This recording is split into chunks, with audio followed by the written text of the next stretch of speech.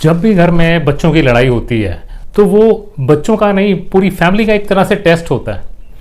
जब भी घर में दो बच्चे लड़ रहे होते हैं तो अक्सर पेरेंट्स का एक ही क्वेश्चन होता है कि गलती किसकी थी। देखिए, लेकिन सही सवाल तो ये है कि इस लड़ाई से हम अपने बच्चों को सिखा क्या रहे हैं, क्योंकि डिफरेंस ऑफ ओपिनियन तो आएंगे, चाहे भाई भाई हो चाहे भाई बहन हो, हमेशा डिफरेंस ऑफ ओपिनियन तो आएंगे, कॉमन सी बात है। लेकिन उस कंडीशन में आप अपने बच्चे को हैंडल कैसे कर रहे हैं, आपने वो सिचुएशन हैंडल कैसे की, यहीं से उनके आगे रिश्ते की नींव पड़ेगी। सबसे पहले आपने कभी भी किसी एक बच्चे की साइड नहीं लेनी। आपने हमेशा आके सबसे पहले उनकी बात गौर से सुननी है, क्योंकि ना इसमें बच्चे को ये फील होता है कि एट लीस्ट पेरेंट्स ने, मदर फादर ने मेरी बात तो ध्यान से सुनी है। सेकेंडली, हर ऐसे बच्चों के झगड़े का जो फैसला है वो पेरेंट्स को नहीं करना चाहिए। आप बैठ के बच्चों से पूछिए कि आप ऐसा क्या करें कि दोबारा ये सिचुएशन ना आए, क्योंकि जब बच्चे खुद से सोल्यूशन निकालेंगे अपनी प्रॉब्लम्स का, तो सबसे जो इंपॉर्टेंट बात ये है कि उस टाइम से वो अपनी रिस्पॉन्सिबिलिटी समझना सीख जाएंगे।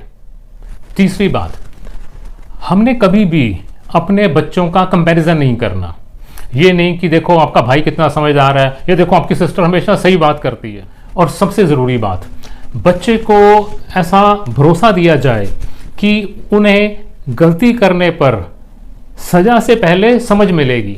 बचपन की छोटी मोटी लड़ाइयाँ किस बहन भाई भाई भाई को याद रहती हैं, लेकिन उस टाइम पे पेरेंट्स ने कैसा डील किया वो हमेशा के लिए बच्चों के दिल में बैठ जाता है।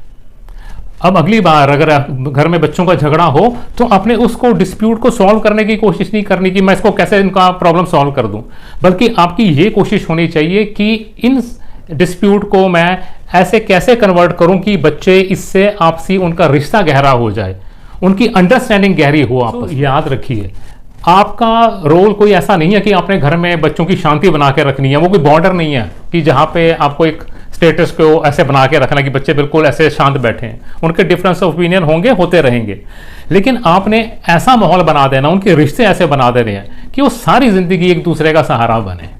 अगर आपको भी ऐसी पेरेंटिंग टिप्स चाहिए या आपको लगता है कि मैं जो आपको चीज़ें बता रहा हूँ उससे आपको कोई हेल्प हो रही है, तो इसको शेयर करें और लाइक करें।